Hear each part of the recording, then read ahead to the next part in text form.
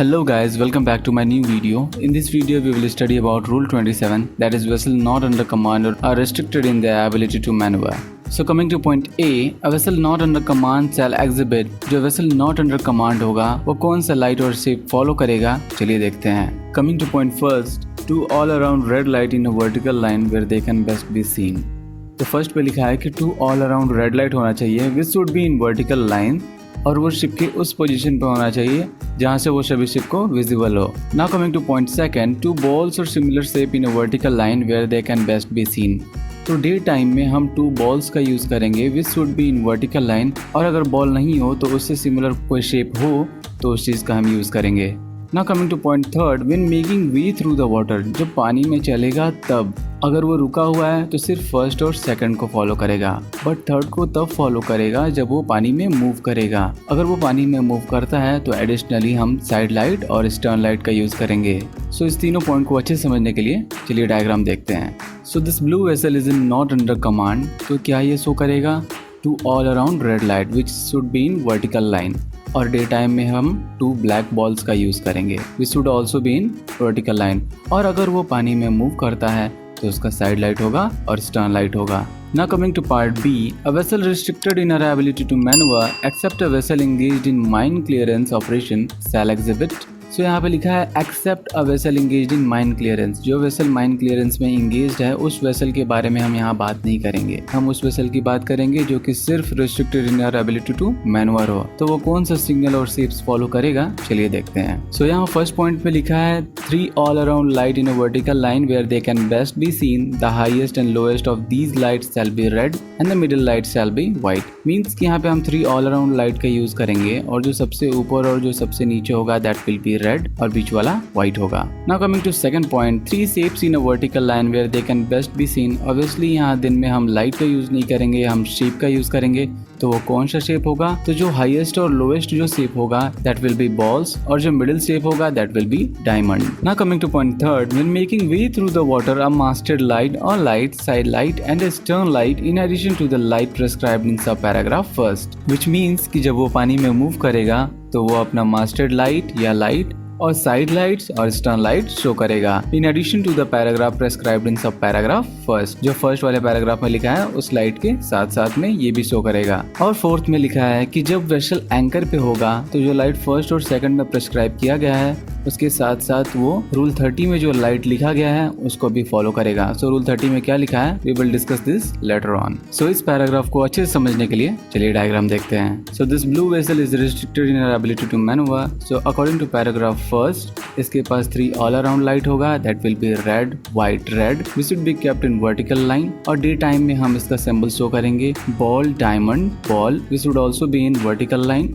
और अगर वो पानी में मूव करता है तो इसका एक मास्टर लाइट होगा और अगर वेसल का लेंथ 150 मीटर से ज्यादा है तो उसका एक और लाइट होगा और इसके पास साइड लाइट होगा और स्टर्न लाइट होगा. Now coming to point C, a power driven vessel engaged in towing operations such as severely restricts the towing vessel and a tow in their ability to deviate from their course shall in addition to the light or shape prescribed in rule 24A exhibit the light or shape prescribed in sub paragraph B first and second of this rule. Which means कि जब power driven vessel towing operation में engage होता है तो उस time पे power driven vessel की वजह से जो टोइंग वेसल होता है वो अपने कोर्स से डेविएट नहीं हो पाता है, वो रिस्ट्रिक्ट हो जाता है अपने कोर्स से.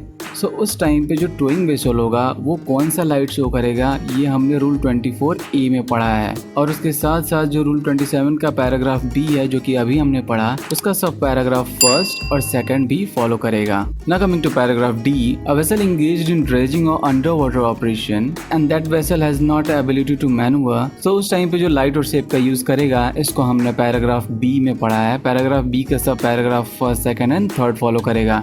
और अगर कोई ऑब्स्ट्रक्शन एग्जिस्ट करता है तो कौन सा सिग्नल और शेप्स फॉलो करेगा, चलिए देखते हैं. Coming to point first, two all around red light और two balls in a vertical line to indicate the side on which the obstruction exist. Means कि जिस साइड पे ऑब्स्ट्रक्शन एग्जिस्ट करेगा हम उस तरफ two all around red light use करेंगे और डे टाइम में हम टू बॉल्स का यूज करेंगे. अगर पोर्ट साइड पे है तो हम पोर्ट साइड पे two all around red light use करेंगे. Now coming to point second, two all around green light और two diamond in a vertical line to indicate the side on which another vessel may pass, which means कि जिस तरफ से दूसरी vessel पास कर सकती हैं उस तरफ हम 2 ऑल अराउंड ग्रीन लाइट का यूज करेंगे और डे टाइम में 2 डायमंड्स का यूज करेंगे।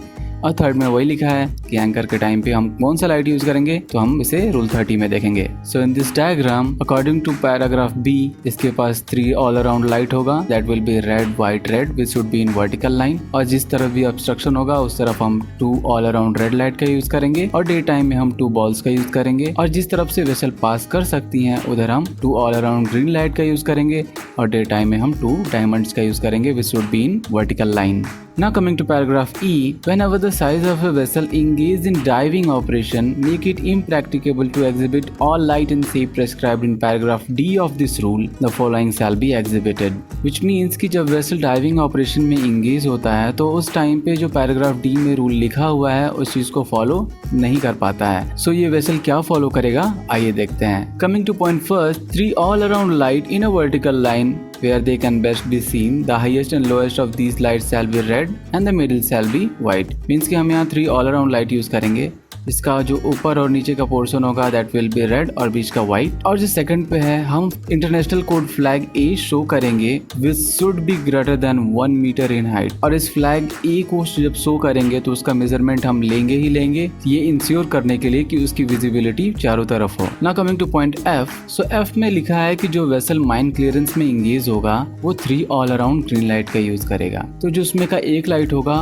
वो फोरमास्ट हेड पे होगा और जो बाकी बचे 2 वो यार्ड पे होंगे, और ये जो लाइट होगा ये दूसरे वेसल को शो करेगा that it is very dangerous to approach within 1000 metre of mine clearance vessel. Means कि दूसरे वेसल के लिए ये बहुत ही डेंजर होगा अगर वो उसके 1000 मीटर के अंदर आ जाए। Now coming to point G, a vessel of less than 12 metre in length except those engaged in diving operation shall not be required to exhibit light and shape prescribed in this rule. Means कि अगर कोई vessel है जो कि 12 metre से less है और वो डाइविंग ऑपरेशन में एंगेज नहीं है तो उस वेसल को ये जरूरी नहीं कि इस रूल को फॉलो करे। Now coming to point H, the signal prescribed in this rule are not signal of vessel in distress requiring assistance. Such signal are contained in Annex 4 to these regulation. Which means कि Rule 27 में जितने भी signals use किए गए हैं ये distress signals नहीं है, ये assistance requiring signals नहीं है। Distress signals जो होते हैं वो Annex 4 में लिखा गया है। So we will discuss this later on. So now this brings to the end of Rule 27. I hope you guys liked it. If you have any doubt, just comment it below.